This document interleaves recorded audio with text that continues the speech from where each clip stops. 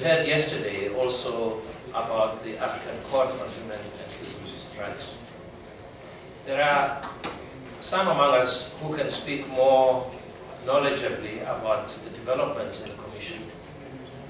But this gathering is really a gathering of a cohort of members of the Commission that we could find to be here. We invited the Secretariat and at least the Chairperson, the current Chairperson of the African Commission on Human and People's Rights. We invited somebody from the African Court on Human and People's Rights. Unfortunately, the court is in session at this time. We've had the principal legal officer of the court, who unfortunately had to leave this morning. We invited other friends of the African Commission in particular, who have been,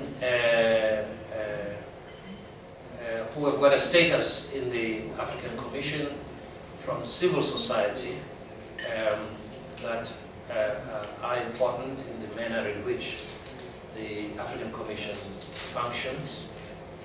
We invited also other participants in the Commission from various organizations like the Open Society, the Center for Human Rights, and the University of Pretoria.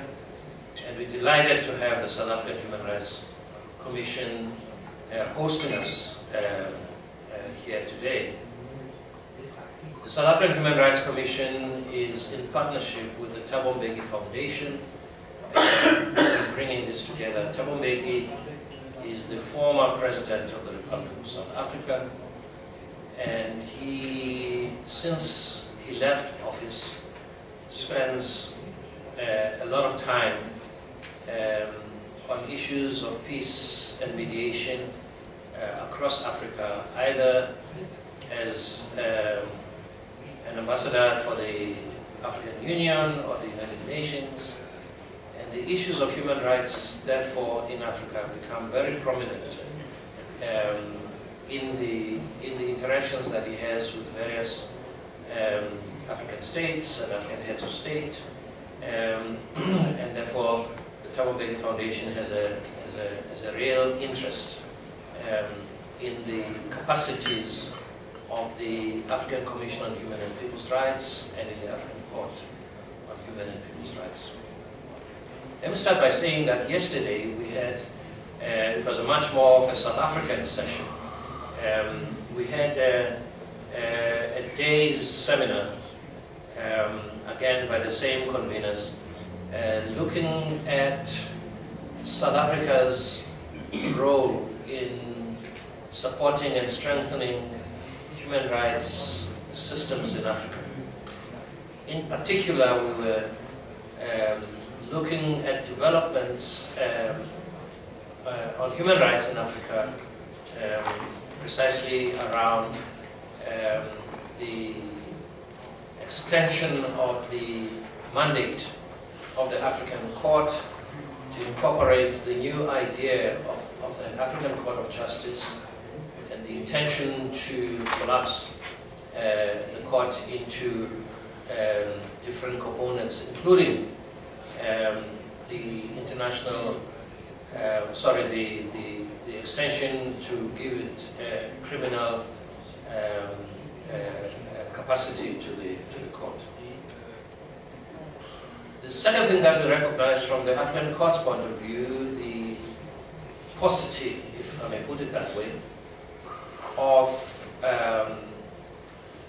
ratifications, especially the number of countries that have made declarations in terms of Section 34.6 of the protocol to the court. And as far as the court is concerned, the extent to which it hampers the capacity, rather the access of the court to aggrieved Africans across the continent.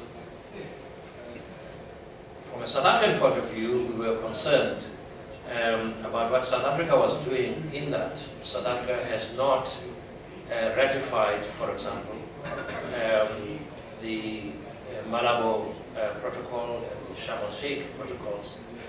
And we are concerned that South Africa is among those countries that have not signed a declaration in terms of Article 34.6. So that was a much more internal conversation.